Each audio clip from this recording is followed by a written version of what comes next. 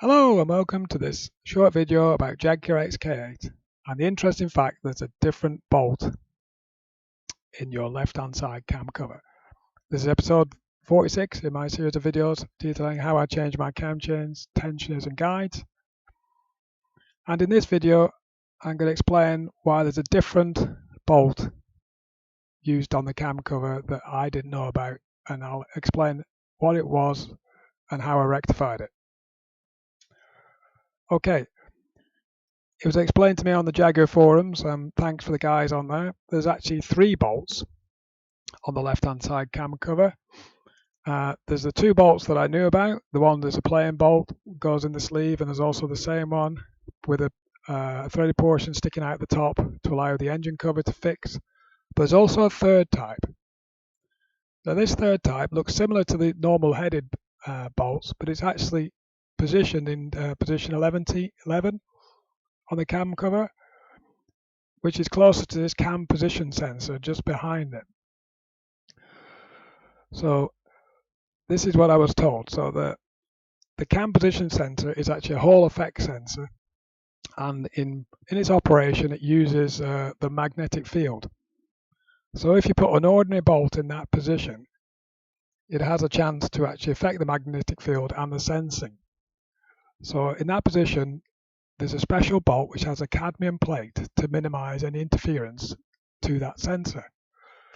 So in this position here, just underneath the expansion tank, you can see the cam position center is just out of sight behind here. This bolt is different. It looks the same. This is my stainless one. I explain later how I fitted that. But this bolt is actually supposed to be different. I tried to identify which one it was. I looked at all my bolts, took all the engine covers off. I couldn't find any physical difference at the top of this bolt. It all had 8.8 with 4 dots underneath. Couldn't see a different bolt. Possibly was a minor difference, but I couldn't visually see a difference in the bolt heads. So what I did, I got some tools, my ratchet, an 8mm and a 10mm socket, and set about removing that bolt and see if it was the correct one or not. So I took the expansion tank bolt out. In my case it's 10mm, but actually ordinarily it's T30. This improves access to that bolt. Then I removed that fastener. It's an 8mm socket. Once I got the fastener out, this is what it looks like roughly in the middle. I took the captive bolt. It's actually retained by this small shoulder here. You can pull them out with a bit of force, and I actually changed it for a A2x70 stainless bolt, which obviously is non-magnetic. I also took the precaution of shorting it a bit, 4mm, just in case that had any effect on the magnetic field. The fact that it's not there is going to help.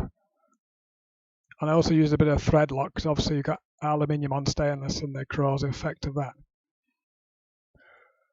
So then I just basically refitted it, again using a 10mm socket now, 11 Newton meters, plus thread lock, and then refitted the expansion tank. Okay, and there I've got a stainless steel bolt in that position, because I didn't really fancy going around all the cam covers to find that bolt, because obviously I had the whole thing apart. Okay, hopefully that'll explain about that different bolt. If you're doing your cam covers or your cam chains and tensioners, please look out for that loose bolt and put it back in the right position.